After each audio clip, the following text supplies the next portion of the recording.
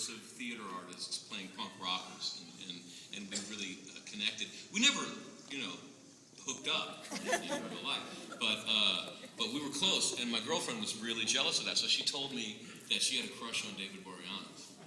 And I don't know if that's true or not. It was probably true. So gorgeous. So consequently, I hated David. Oh my God, for years I just wanted to kill him. And it took me a long time to realize that David was actually really nice to me. He was really supportive the whole time, and I was just a prick. And I was trying not to let it show, but when they called action, I was just like, I'm gonna get you. So when you see those two characters, and it seems like Spike really wants to hit him or whatever, it's real.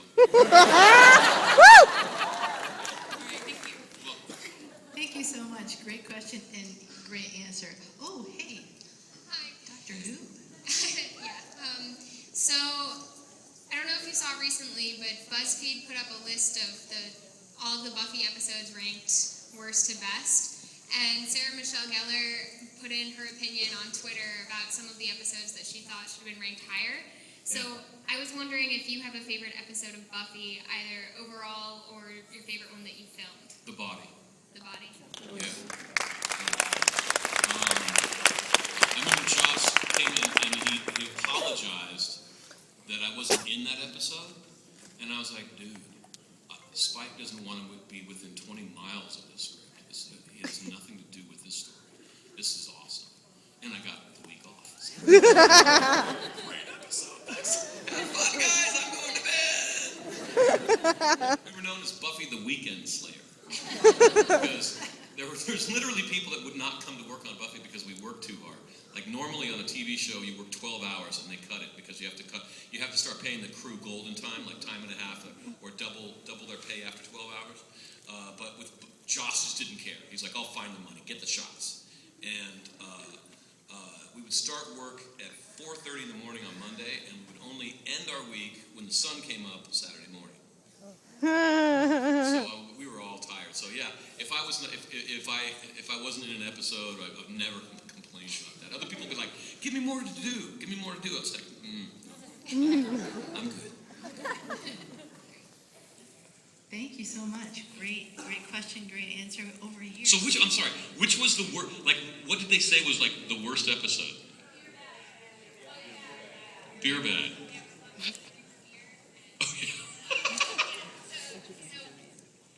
So Buffy drinks beer and then turns into like a cave woman. Yeah. It's like spiked beer or something. And so, yeah, and they've ranked that one as the worst, I think. Yeah, okay, yeah. That was never fine as I remember one of the silliest times that I had on that show, there was a big dragon.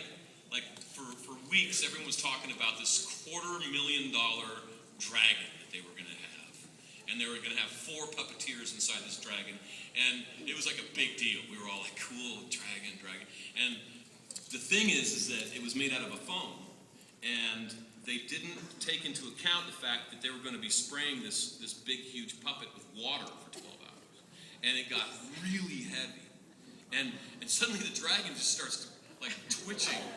And the puppeteers were fainting inside the dragon. And they had to pull those poor souls out of the dragon. And it was just this wet thing. And we had to film, and everyone's freaking out. And I was like, oh man, okay, just prop the dragon up behind me and just take me in a close-up and I'll beat myself up with the dragon. And we kind of made it work, but like it's so cheesy. Like I got to save the day, but it's not good. Now, before I take a next question, or before we go to the next question, I just want to say, because we have so much fun, there's only 10 minutes remaining. I know. It flies for us. I don't know why. It's like a space-time bubble. Okay, speed round. We're going to do speed round. Yeah, that's what I was actually asking. I'm glad you're with me on that. Wait, I'm over here. Right, okay, go ahead. Sir. Okay, real quick. First of all, my wife's too shy, but she wants me to tell you that she loves you. Sorry. It's okay. I'm used to it. My wife loves True Blood. Okay. So consequently, I hate that show. I told her, take that pornography into the bathroom like the rest of us men.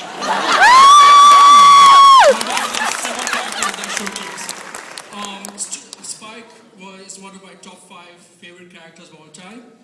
And I wanted to ask you, there's a particular sixth-season episode, I think pretty unique in the narrative for shows and movies. I've never seen anything like that before, where you're in an alley with Buffy, and you're describing to her how you killed a slayer 30 years before in New York. Yeah. And in the flashback, during the flashback, you're in real time talking as if Buffy's standing in front of you. Yeah. And I want to know, that seemed pretty damn cool to me. I wanted to know when you did it, were you kind of conscious of how cool that was, or was it just another drop of coolness in the sea of Buffy coolness?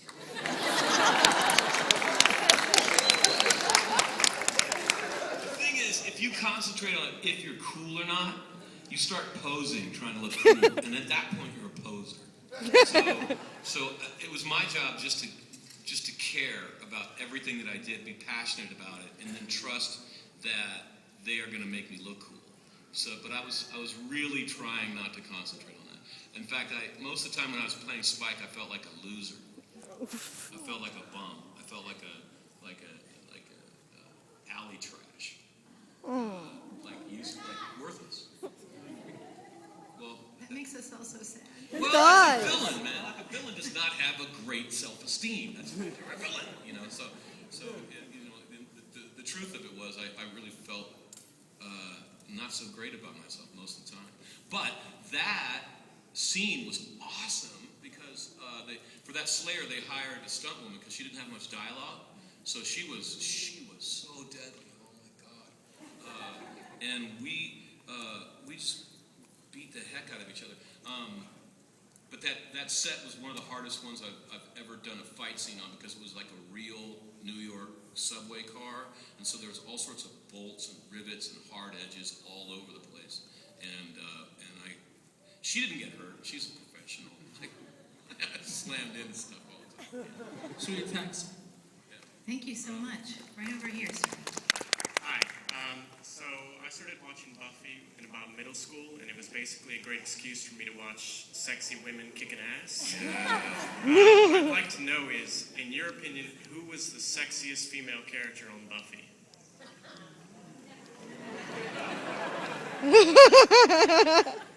It's a tough one. Wow. Eliza, I guess. Thank you. That's I hard. totally There's agree. some hot women. You're not kidding. Go ahead. Since we are doing speed rounds, I'll make this quick. There is a website out there called stageit.com. Have you heard of it? Yeah, my band Stage It is it's like a concert that you can go to on your own computer, and you can bands or musicians will do a live show over the internet, and you get to pay I don't know, it's $5 or whatever. And I'm in a band called Ghost the Robot. And we did a Stage It show, but we were aware that most Stage It shows suck.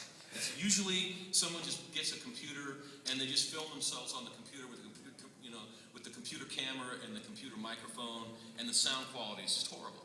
And we were like, okay, we're not going to do that.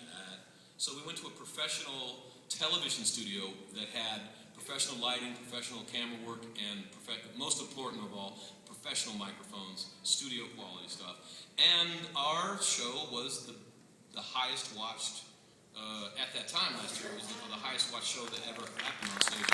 And we're going to do another stage show near Christmas, and we're going to the Pus Cavern in Sacramento where we record all of our albums. And we're going to do it from there. Pus Cavern is great. That's where Cake records all their albums. And it used to be a hole, man. It used to be so gross. But now, Joe, who owns the Pus Cavern, he's getting older. He didn't want to hang out in a gross place anymore. So he revamped it, and it looks really beautiful now. So, but it's still called Pus Cavern. Are you guys playing this weekend at all? No. When are you playing next? No idea. Oh no. I'm so sad. Because that concert in Chicago rocked my socks. I loved it. It was so good. Go ahead. Hi. My girlfriend behind me is a huge Buffy fan. She's also a little hugely pregnant right now and is sitting back because she's shy. She's having a boy. It is not yours. Her husband did shepherd all of your concerts, Ghost of the Robot. She's a big as a belated birthday present, give her some recommendations. For a big no pressure. Wow.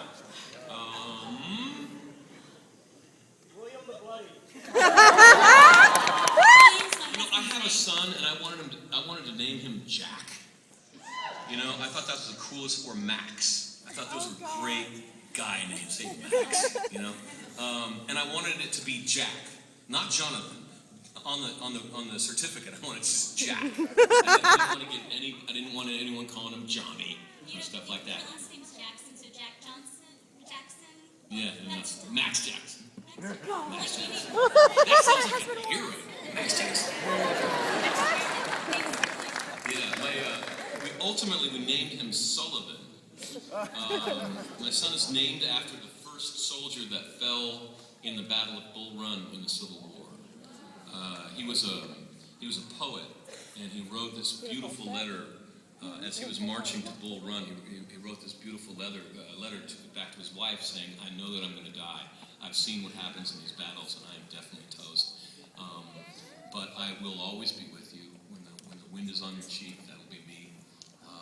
And just gorgeous, but horrible, because it was so beautiful that she was never going to get over him after that letter. She was never going to be able to move on. It would have been much better if he'd be like, "I never really liked you anyway." That would have been kind, But in the Ken Burns documentary about the Civil War, at the end of the first episode, they read that letter. If you want to check it out. So it was his name was Sullivan Ballou, and my son is Sullivan Marsters. Yeah. Thank you so much. We have 5 minutes, so we maybe have time for 2 questions at the most. I know, I hate that. We're right over here. So there's a scene with you and Sarah where it's like when you first start to like her, Spike, and you are in the car together and you're trying to make it like a date, and you're like coming to yourself and like, it's so delightfully awkward in that scene, and I was wondering if you felt awkward in that scene.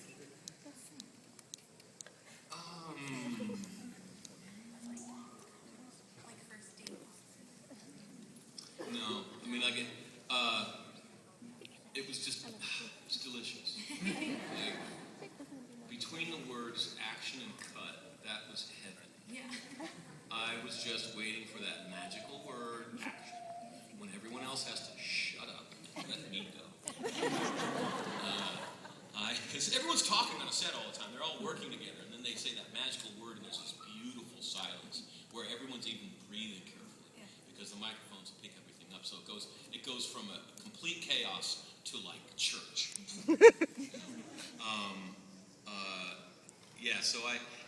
I love that word because you have to be so polite to the lead in Hollywood. Like whoever the lead actor is, everyone's very deferential to make sure that they won't get upset. And Sarah was a nice person, but just politically, you're forced to be oh so kind to Sarah. But when they when they say action, she's mine. Mess with Sarah and try to mess her up. And so I love that. I love that whenever they say that word. Thank you so much. Right over here. Hi. Hello. Hello. So, as a fan of you as an actor versus the character, I like to, across series, shows, kind of try to see if there are snippets of James in there. Yeah. And I can tell you from my favorites, like the Supernatural episode, love it, love it, love it. And there are a couple that I really didn't like the rape episode, right? Hate that episode. There's just a lot of facial, and she kind of touched on the question. Really, I want to say, where do we really see, are there any episodes that really kind of touched you, resonated with you as this is truly how I would act, my personality, that type of thing, like the snippets of you? It's all me.